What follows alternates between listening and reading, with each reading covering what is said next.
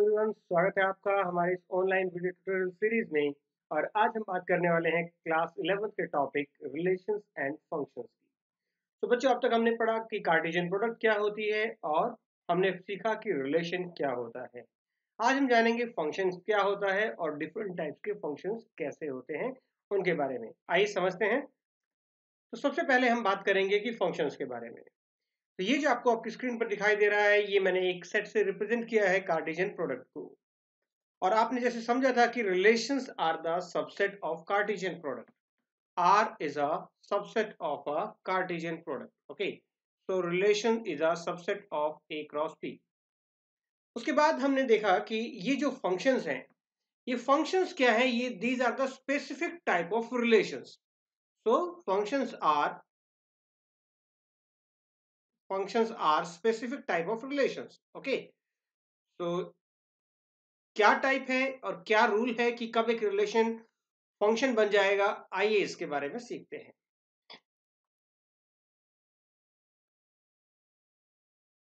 तो सबसे पहले मैं आपको बता दूं, फंक्शंस को हम मैपिंग, कॉरस्पॉन्डेंस, ट्रांसफॉर्मेशंस, मैप, इन सब नामों से भी जानते हैं। सो ये एक आपके सामने फंक्शन मशीन है, यानी कि फंक्शन एक मशीन की तरह काम करता है।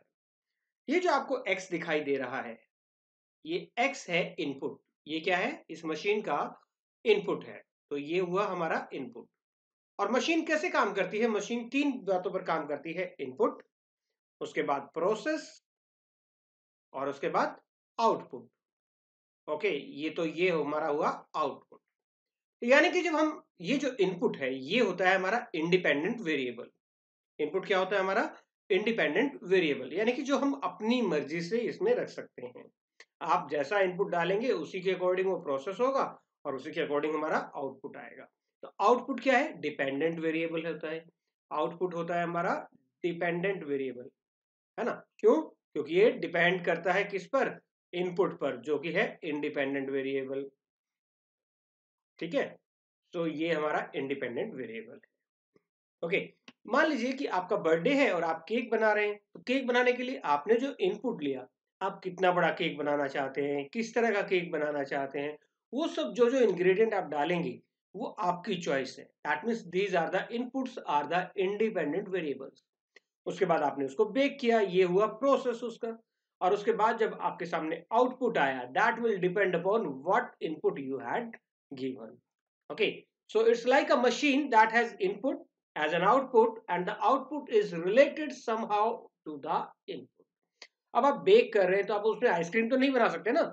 सो क्या हुआ एक्चुअली कि ये सारा प्रोसेस जो रिलेट करता है आउटपुट और इनपुट के बीच में, है ना, ये जो प्रोसेसिंग है, ये प्रोसेसिंग करता है फंक्शन। आइए इसको और समझते हैं डिटेल से। ये मैंने लिखा एक फंक्शन है फ्रॉम, इसको हम रीड करेंगे बच्चों ऐसे: function from x to y. जो x है ये हमारा सेट है इंडिपेंडेंट वेरिएबल का, कि यानी कि हम क्या क्या उसमें रख सकते थे। यानी कि आपने रिलेशन में जो पढ़ा था डोमेन, ये है हमारा डोमेन का सेट। और y है हमारा को डोमेन का सेट, यानी कि इमेजेस का सेट। तो y क्या है बेटा? को डोमेन है। और x क्या है? यहां पर कैपिटल X से लिखा है, तो ये क्या है? डोमेन है। तो हम इसे क्या रीड करेंगे? Function from x to y, from set x to set y। So let x and y are two non-empty sets. Okay, so दोनों ये जो सेट डोमेन और को डोमेन के सेट जो हमने लिए हैं बेटा, both are non-empty sets. A function from set x to set y is a correspondence. So this symbol, this arrow, this is representing the correspondence which associate each element of set x to exactly one unique element of y. तो यहाँ आपको दो शब्दों पर बहुत विशेष ध्यान देना है। यानी कि कोई भी रिलेशन फंक्शन कब होगा, ये डिपेंड करेगा इन दो बातों पर। क्या? हाँ, कि देखिए रिलेशन में भी तो हम कोरस्पोंडेंस करते थे ना, रिलेट करते थे चीजों को। बट उस रिलेट में और इस रिलेट में क्या फर्क है? यहाँ हमारे पास होता है हर एलिमेंट का होना चाहिए, ईच एलिमेंट। तो ये है हमारी पहली कंडीशन, यानी कि हर एलिमेंट एक्स की और एक इमेज होनी चाहिए। और वो इमेज कैसी होनी चाहिए? यूनिक होनी चाहिए। तो दो बातें हुई यहाँ पर, that every element of set x must have an image, and second thing, that image must be a unique one. Okay, let's see. So मैंने यहाँ एक सेट लिया है, एक एग्जांपल से समझने की कोशिश करते हैं। और ये मेरा सेट x है कुछ स्टेट्स के नेम। गोवा, हरियाणा, पंजाब, त्रिपुरा, महाराष्ट्र। एक और सेट लिया है, ये वाई सेट है हमारा, जिसमें मैंने लिए हैं चंडीगढ़, पनाजी, मुंबई, रायपुर एंड अगरतला, और इनको रिलेट करते हैं स्टेट एंड देयर कैपिटल के तरीके से। तो ये है कॉरस्पॉन्डेंस। तो गोवा की कैपिटल पनाजी, हरियाणा चंडीगढ़, पंजाब चंडीगढ़, त्रिपुरा अगरतला, और महाराष्ट्र मुंबई। तो ये हुआ हमारा रिलेट। क्या ये रिलेशन फंक्शन है, आइए चेक करते हैं। तो पहली चीज, क्या हर एलिमेंट जो x के अंदर है, every element which is in x is having an image? Yes. Every state is having some capital, so every element is having a image. Second thing, is that image unique? Yes, image is unique. कैसे? कुछ लोगों को लगेगा नहीं चंडीगढ़ तो कैसे ये दो स्टेट से कनेक्ट है। नहीं, दिस इज पॉसिबिलिटी कि दो स्टेट की एक कैपिटल हो। बट अगर मैं आपसे पूछूं हरियाणा की capital, then you will say Chandigarh. Punjab की capital, you will say Chandigarh. That means your answer is unique in every case. तो अगर यूनिक आ रहा है, अगर आपका आंसर यूनिक हो रहा है, तो बेटा इसका मतलब ये हुआ यस, इमेज इज यूनिक। और यहां देखिए, ये कोई कंडीशन नहीं, आपको यहां जो रायपुर दिखाई दे रहा है, रायपुर किसी की भी इमेज नहीं। जो सेट हमारे पास एक्स दिया हुआ है, उसमें स्टेट के नेम जो दिए हुए हैं, वो किसी में भी नहीं है, तो हम इसको छोड़ सकते हैं। तो यहाँ कोई कंडीशन नहीं है कि वाई जो है वो जो सेट ऑफ इमेजेस है, तो हर इमेज की कुछ प्री इमेज होनी चाहिए, ऐसा कोई कंपल्सन नहीं है। बट हर प्री इमेज के लिए कोई ना कोई इमेज होनी चाहिए। आप इसको एक और एग्जांपल से समझिए बेटा, कि मान लीजिए ये मिरर है, ओके। सो इस मिरर के सामने जो आएगा उसकी इमेज तो बनेगी ना। Every element must have an image. अगर किसी की इमेज नहीं बनती, मान लो कि ये एलिमेंट मैंने यहाँ रखा और उसकी इधर इमेज नहीं बन रही, कोई आदमी आया और उसकी इधर इमेज नहीं बन रही, आपने पुरानी पिक्चरें अगर देखी हो, तो वो क्या हुआ इसका मतलब? तो आदमी नहीं है ना, इसका मतलब वो भूत हो गया, घोस्ट हो गया। सो ऐसा तो वो फंक्शन नहीं है, वो काम नहीं करेगा हमारे लिए। ओके, तो यानी कि हर एक की एक इमेज होनी चाहिए। दूसरी चीज, हर एक की एक यूनिक इमेज बनती है। आप जब मिरर के सामने, प्लेन मिरर के सामने जाते हैं, तो क्या होता है, आपकी 4 या 5 इमेजेस नहीं बनती अलग अलग तरह की, आपकी एक यूनिक इमेज बनती है। तो यानी कि ये जो मिरर है, ये काम करता है हमारे लिए फंक्शन की तरह। समझ में आया बच्चों? सो अगर किसी की 2 इमेज बन रही है, तो इसका मतलब वो मिरर में कुछ फॉल्ट है, और अगर किसी की इमेज नहीं बन रही, तो इसका मतलब वो भी मिरर में फॉल्ट है, यानी कि वो फंक्शन नहीं कर रहा है, वो ठीक से काम नहीं कर रहा है। तो बच्चों ये बना हमारा फंक्शन। ये हमने ऑर्डर्ड पेयर की फॉर्म में इसे लिखा, जिसको हम रोस्टर फॉर्म कहते हैं। हरियाणा कैपिटल चंडीगढ़, पंजाब की कैपिटल चंडीगढ़, गोवा की कैपिटल पनाजी, महाराष्ट्र की मुंबई और त्रिपुरा की अगरतला। अब हम बात करते हैं डोमेन की। तो डोमेन क्या है इसमें? डोमेन होता है ऑर्डर्ड पेयर का फर्स्ट एलिमेंट, यानी कि हरियाणा, पंजाब, गोवा, महाराष्ट्र एंड त्रिपुरा। और यहाँ अगर हम बात करें कोडोमेन, कोडोमेन होता है हमारा सेकंड सेट, सारे एलिमेंट चाहे उनकी कोई प्री इमेज हो या ना हो। चंडीगढ़, पनाजी, मुंबई, रायपुर एंड अगरतला। तो यहाँ रायपुर भी हमारा इंक्लूड होगा। और अगर हम बात करें रेंज की, तो रेंज होता है ऑर्डर्ड पेयर का सेकंड एलिमेंट, यानी कि यहाँ हमारे पास होगा चंडीगढ़, पणजी, मुंबई एंड अगरतला। यहाँ रायपुर हमारा इंक्लूड नहीं होगा, क्योंकि उसकी कोई प्री इमेज नहीं है। नेक्स्ट, अब हम बात करते हैं रियल वैल्यूड फंक्शन की, कि ये रियल वैल्यूड फंक्शन क्या होते हैं। A function which has either r means real numbers, और one of its subsets as its range, यानी कि फंक्शंस की वैल्यू जो है ना, या तो सारे रियल नंबर हो, और या फिर इस रियल नंबर का कोई सबसेट हो।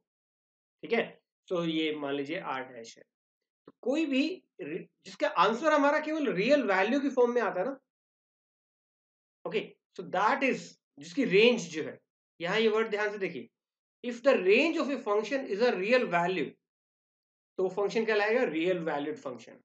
और अगर किसी फंक्शन की डोमेन भी रियल नंबर है, जो कॉरस्पॉन्डेंस हम कर रहे हैं, डोमेन भी रियल नंबर है और रेंज भी रियल नंबर है, तो ऐसे फंक्शन को हम रियल फंक्शन कहते हैं। तो डिफरेंस समझ में आया बच्चों, रियल फंक्शन और रियल वैल्यूड फंक्शन के बीच में। तो रियल वैल्यूड क्या हुई? जिसकी केवल वैल्यू, यानी कि रेंज की वैल्यू जो है वो रियल वैल्यू हो, और अगर जिसकी रेंज और डोमेन दोनों रियल नंबर हो, तो उसे कहते हैं हम कौन सा फंक्शन? Real function. चलिए समझते हैं एक एग्जांपल लेकर के जहाँ फंक्शन है N to N, what does it mean? Its domain is natural number and codomain is also natural number and function is 2x+1।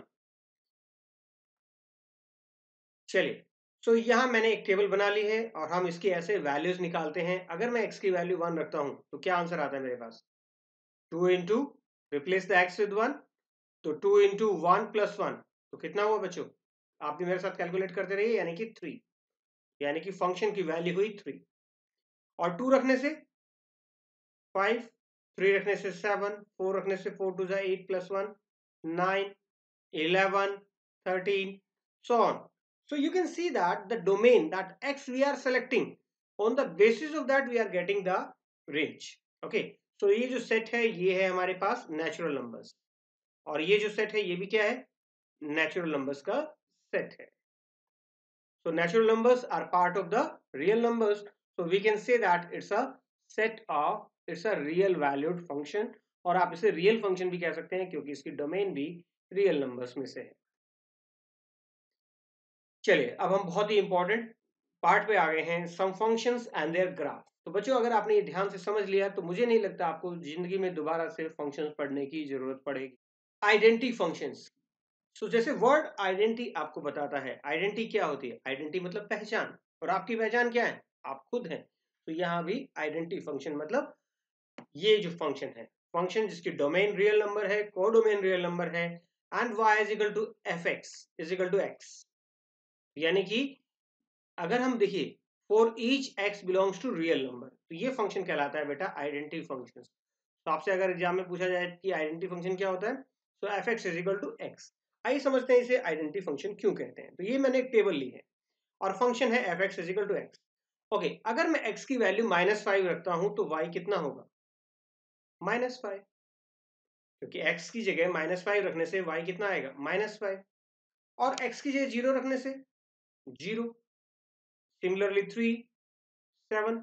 मतलब आइडेंटिटी जो इमेज आ रही है ना, वो सेम टू सेम आ रही है, जो हमारी इनपुट है प्री इमेज है और वैसी ही इमेज आ रही है, तो ऐसे फंक्शन को कहते हैं आइडेंटिटी फंक्शन। आइए समझते हैं इसकी डोमेन और कोडोमेन और रेंज क्या होगी। तो देखिए, डोमेन तो इसने पहले ही बता दी है ना? डोमेन क्या कहा इसने? All real number. तो domain is all real number. Codomain that is also all real number. और रेंज क्या होगी? आइए इसको मैं समझाता हूं पहले आपको एक ग्राफ की मदद से। तो बच्चों, ये है हमारा ग्राफ और यहाँ हम बनाने वाले हैं y is equal to x का ग्राफ। तो ये मैंने y is equal to x का ग्राफ यहाँ बनाया है। तो आपको एक लाइन दिखाई दे रही होगी, और ये लाइन क्या है देखिए, इसको समझते हैं। तो यहाँ पर अगर मैं कोई पॉइंट लेता हूँ तो आप उस पॉइंट को समझिए। जैसे मैंने ये पॉइंट लिया, तो इस पॉइंट का x इनपुट कितना है? 1 है, और y इनपुट भी y कितना है? 1 है। इसी तरह से अगर मैं यहाँ 3 लेता हूँ तो भी कितना आएगा? 3 और 3, यानी कि जो वैल्यू x की हमें मिलती है वही y की मिलती है।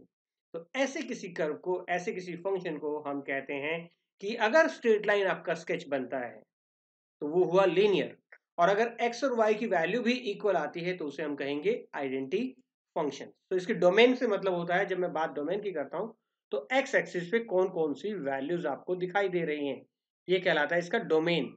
सो देखिए, x की वैल्यू कितनी हो सकती है? कितनी भी हो सकती है यहाँ पर x की वैल्यू। आप इस ग्राफ को है ना जूम आउट करके देखिए, ये मैं जूम आउट करता हूँ तो आप x की वैल्यू को कहीं तक भी ले जा सकते हैं। मैं x की वैल्यू 30 लिखना चाहता हूँ तो y 30 हो जाएगा, है ना? ये जो पॉइंट है ये कितना हो जाएगा? 30 और 30 हो जाएगा। अगर मैं x को 35 लिखना चाहता हूँ तो वो 35 हो जाएगा। आप इसको इन्फिनिटी तक ले जा सकते हैं। तो यानी कि domain can be all real numbers. Okay, आएगा उतना ही y आएगा। तो आप कह सकते हैं कि रेंज भी क्या है हमारी, को डोमेन जो है उसके इक्वल है, यानी कि ऑल रियल नंबर्स हैं।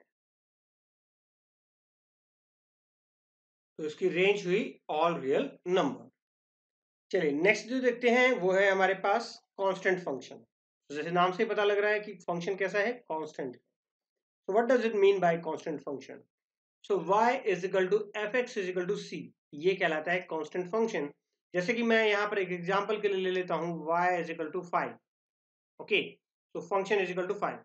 तो अब इसके अकॉर्डिंग अगर हम टेबल क्रिएट करें तो आप जो मर्जी रखिए इसमें। देखिए, x की इनपुट के लिए जगह ही नहीं है, फंक्शन में कहीं x है ही नहीं, है ना? तो जो आप रखेंगे वो आंसर हमारे पास वही आएगा। अगर मान लीजिए मैंने y इज इक्वल टू 5 लिया है फंक्शन, तो हमारे पास आंसर क्या आएगा? 5 5 5 5 ओनली। आप x की वैल्यू जो मर्जी रखते रहिए, the input y is equal to always c, और मैंने यहाँ c की वैल्यू ली है 5 के इक्वल। चलिए इसका भी मैं आपको ग्राफ बना के समझा देता हूँ। तो बच्चों हम यहाँ बनाने वाले हैं graph y is equal to 5 का। तो ये है ग्राफ जो आपको ये लाइन दिखाई दे रही है। तो ये हमारे पास बना y इज इक्वल टू 5 का ग्राफ। ठीक है, मैं इसकी थिकनेस थोड़ी सी और बढ़ा देता हूँ ताकि आपको इजीली व्यू हो जाए।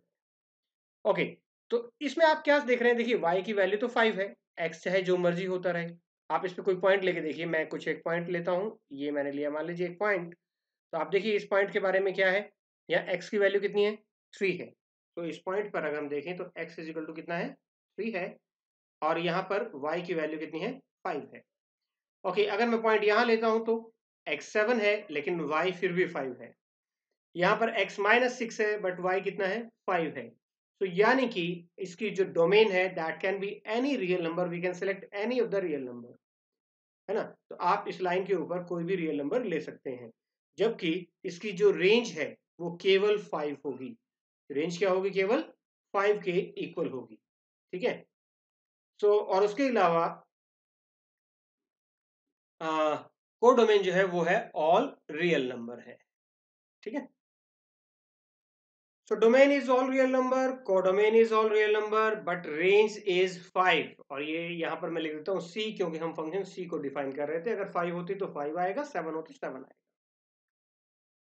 Next, polynomial functions. तो पॉलिनोमियल फंक्शन क्या होते हैं, तो पॉलिनोमियल फंक्शन जो f from r to r is said to be a polynomial function if each x in real numbers y is equal to a function of this type। आपने बच्चों class 10th में polynomial पढ़ा है हमने topic. तो polynomial क्या होता है, a नॉट a1x, जहाँ x की पावर्स जो है वो नॉन जीरो इंटीजर्स होती हैं, where this n is an non negative integers. और ये जो आगे a नॉट a1 a2 ये जितने भी कोएफिशिएंट लिखे हुए हैं they all belongs to real number. चलिए इसको समझने के लिए मैंने यहाँ फंक्शन लिया है y is equal to x square, और आपने क्लास 10th में इसका ग्राफ भी बनाया था, it was an upward parabola. हम यहाँ दोबारा भी बना लेंगे। तो पहले हम x की वैल्यू -2 रखते हैं, तो हमें आंसर मिलता है 4, -1 रखने से 1, और 0 रखने से 0, 1, 4, 9, सो आप कितनी भी ले सकते हैं। तो मैं यहाँ लिख रहा हूँ y is equal to x square का मैं यहाँ ग्राफ बना रहा हूँ। तो ये है हमारा y is equal to x square का ग्राफ। आप देख पा रहे हैं यहाँ पर हम देखिए x की वैल्यू बेटा क्या लिख सकते हैं, यहाँ पर x की वैल्यू आप कोई भी रियल नंबर ले सकते हैं, कहीं कोई प्रॉब्लम नहीं है। बट जो y की वैल्यूज है वो सारी की सारी केवल पॉजिटिव साइड में है। कहाँ है, केवल पॉजिटिव साइड में है, तो हम उसको नहीं लिख सकते नेगेटिव साइड में। तो यानी कि जो इसकी रेंज होगी वो केवल पॉजिटिव साइड होगी, और कहाँ से कहाँ तक, 0 से फिर आगे इंफिनिटी तक। और इसकी कोडोमेन हमारे पास ऑल रियल नंबर दी हुई है। So domain will be all real number, codomain given, codomain second set वो भी all real number, but range is only positive real numbers and 0। तो आप इसको दो तरह से लिख सकते हैं। देखिए एक तो मैं लिख सकता हूं कि 0 से इंफिनिटी तक। ओके, इसका 0 से इंफिनिटी तक मतलब ये क्लोज इंटरवल में लिया, मींस 0 इसमें इंक्लूड है, और उसको अप टू इंफिनिटी तक। दूसरा, आप इसके अंदर positive real numbers, positive real number में हमें क्या इंक्लूड करना है, 0 भी इंक्लूड करनी है। तो इस पर्टिकुलर फंक्शन की पॉलिनोमियल फंक्शन डिफरेंट फंक्शन होंगे, उस पे बेस पे ही इसकी डोमेन, कोडोमेन और रेंज होगी। मान लीजिए कि फंक्शन होता है हमारे पास y is equal to x cube, तब हमारे पास रेंज ये नहीं होती, रेंज हमारी बदल जाती। Okay, it depends on function to function. तो इसे पर्टिकुलर, इस पर्टिकुलर एग्जांपल के लिए मैंने यहाँ लिया है। उसके बाद बात करते हैं रैशनल फंक्शंस की। तो रैशनल फंक्शंस क्या होते हैं, रैशनल फंक्शन वो होते हैं जिसे f(x) बाय gx की फॉर्म में हम लिख सकें। ऐसे फंक्शंस को कहते हैं rational functions where gx should not be equal to 0, क्योंकि डिनोमिनेटर अगर 0 हो गया तो ये फंक्शन डिफाइन ही नहीं होगा। So f(x) and gx are polynomial functions and gx should not be equal to 0। चलिए यहाँ मैंने एक पॉलिनोमियल फंक्शन अज्यूम किया है 1/x। ओके, चलिए बनाते हैं इसकी टेबल। अगर मैंने x की वैल्यू -5 लिखी तो क्या होगा, -1/5। जब मैं x की वैल्यू लेता हूं 2.8 तो 1/2.8। x की वैल्यू 3 लेने से 1/3, 7 लेने से 1/7, और अगर मान लीजिए मैंने यहाँ 1/8 लिखा होता तो आंसर आता 8। तो इस तरह से हम कोई भी वैल्यूज इसकी ले सकते हैं। और ये है ग्राफ 1/x का। तो आप देख सकते हैं कि 1/x का ग्राफ जो है दोनों का एक फर्स्ट क्वाड्रेंट में बना है और एक बना है थर्ड क्वाड्रेंट में। इसे हम कहते हैं रेक्टेंगुलर हाइपरबोला एक्चुअली। तो लेकिन इसको समझते हैं बेटा कि यहाँ पर देखिए x की वैल्यू हम क्या लिख सकते हैं। x की वैल्यू हम 0 को छोड़ करके कुछ भी लिख सकते हैं, क्योंकि अगर आपने 0 लिखा तो आपको कुछ भी आंसर नहीं मिलेगा। आप इसको समझ सकते हैं, मैं आपको जूम आउट करके दिखाता हूँ। आपको लग रहा होगा कि ग्राफ यहाँ पर मिक्स हो गया है, यहाँ ऊपर जाकर के ऐसा लग रहा है कि कुछ ना कुछ वैल्यू 0 पे कर्व की आ रही है, लेकिन हम इसको और नजदीक से देखते हैं। इसको मैं जूम करता हूँ यहाँ पर, तो आप पाएंगे कि ऐसा नहीं है। चलिए मैं इसे यहाँ से जूम कर रहा हूँ, आप देखिए। अब धीरे धीरे जब मैं जूम करूंगा तो आपको यहाँ गैप नजर आएगा दोनों के बीच में। तो यानी कि यहाँ पर ये एग्जिस्ट नहीं करता है, ऐसा नहीं है। ठीक है, सो और देखते हैं। मान लीजिए कि मैं इसको वापस से अगर देखूं तो इसी तरह से नेगेटिव साइड में भी अगर आप जाएंगे बच्चों, तो वहां भी आपको ऐसी कोई वैल्यूज नहीं मिलने वाली है जहां पर 0 पर ये कर्व एग्जिस्ट करता हो। मान लीजिए कि मैं यहाँ अगर इसको चेक करता हूं तो आप देखिए इसको -30 के आसपास, तो यहाँ भी आपको गैप नजर आएगा। तो यानी कि हम कह सकते हैं कि 0 पर ये कर्व एग्जिस्ट नहीं करता है कहीं भी। तो 0 पर यानी कि इसकी कोई वैल्यू हमें नहीं मिलेगी, तो हम 0 को डोमेन में नहीं लेंगे। और इसी तरह से रेंज आप देखिए, y की वैल्यू सब कुछ हो सकती है एक्सेप्ट 0। आप इधर x एक्सिस की तरफ जाएंगे तो यहाँ भी ये आपको कभी भी मिलता हुआ नजर नहीं दिखाई देगा। सो हम लिखते हैं इसकी डोमेन, कोडोमेन और range. Domain is all real number except 0, so I will exclude this 0. Codomain is all real number and range is all real number except 0.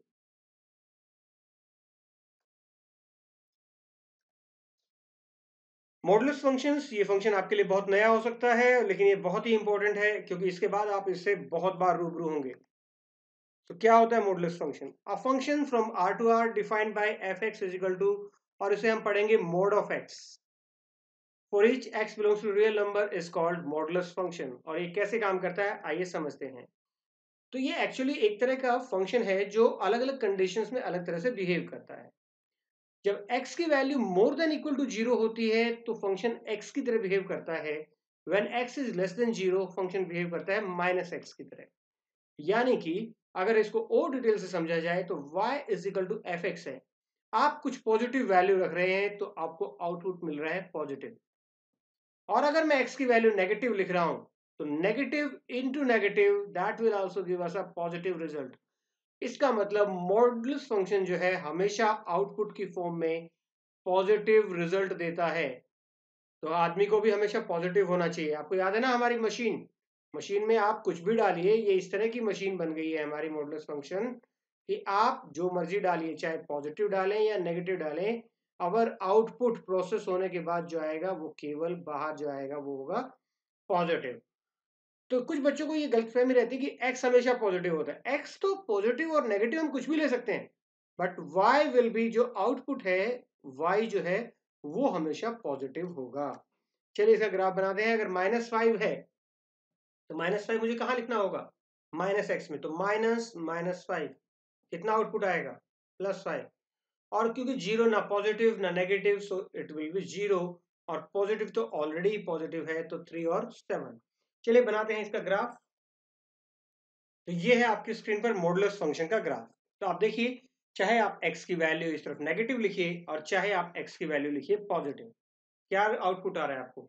जैसे मैं x अगर नेगेटिव साइड में जाता हूं तो भी हमें पॉजिटिव आंसर मिल रहा है। जैसे -3 लिखने से क्या आंसर आ रहा है? +3। और इस तरह से +3 लिखने से क्या आंसर आएगा? वो भी +3 आएगा। तो यानी कि आप चाहे यहाँ पर x की वैल्यू पॉजिटिव लिखें या नेगेटिव लिखें, आपको हर हाल में आंसर हमेशा पॉजिटिव ही मिलेगा। ठीक है, तो ये है हमारा मॉडुलस फंक्शन। तो अब आप मुझे बताइए इसकी डोमेन, रेंज और कोडोमेन क्या क्या हुई। x will be all real number, x की वैल्यू हमारी पॉजिटिव और नेगेटिव दोनों हो सकती है।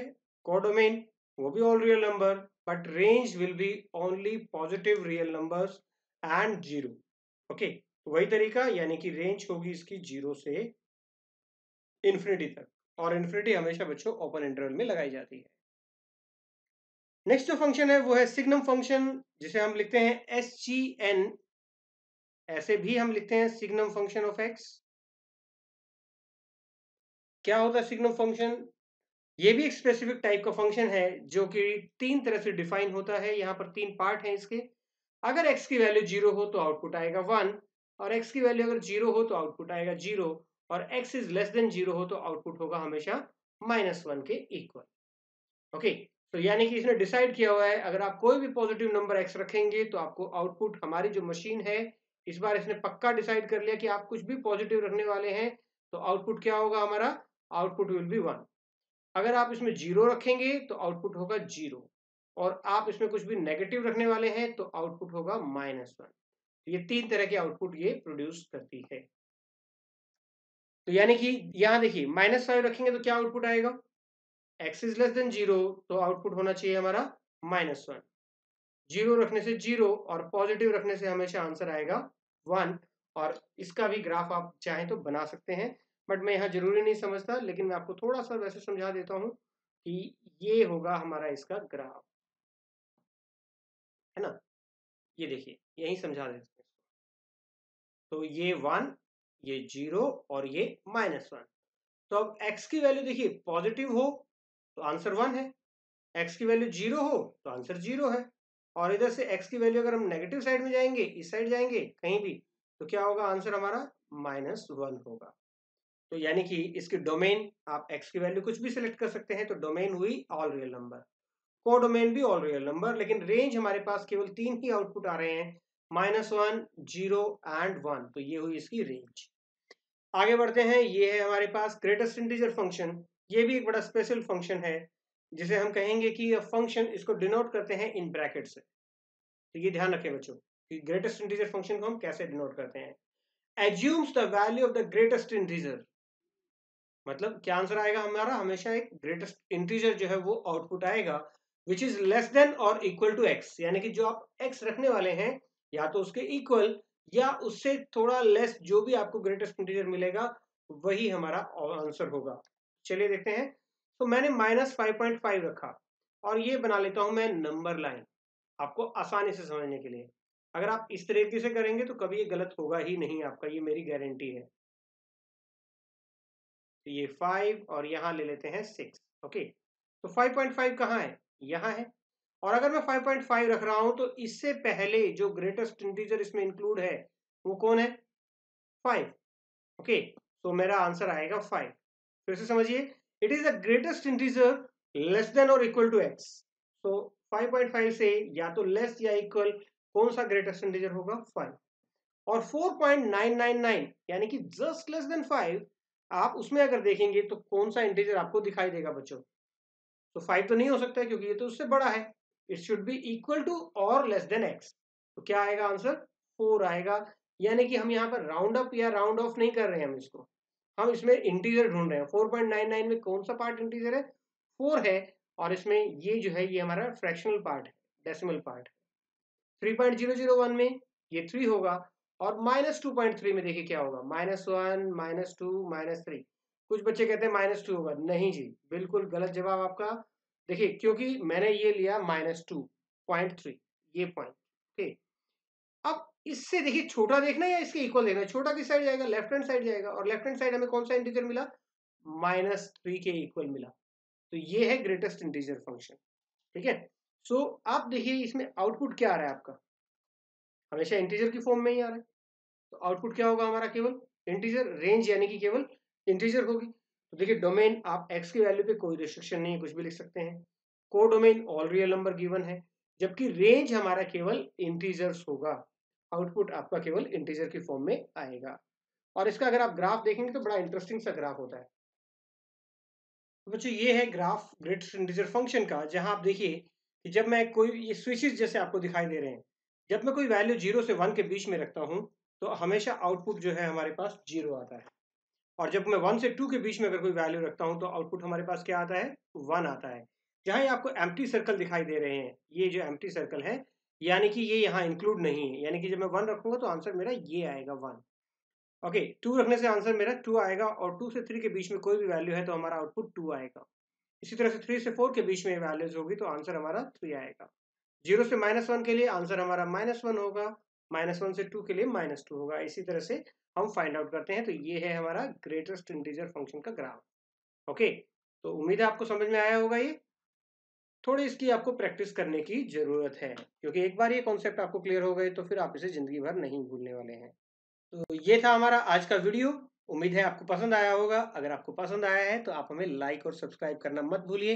हमारा यूट्यूब चैनल है AD Mathematics. Thank you very much for being with us. हमारा ईमेल, ट्विटर और फेसबुक अकाउंट नीचे दिया गया है।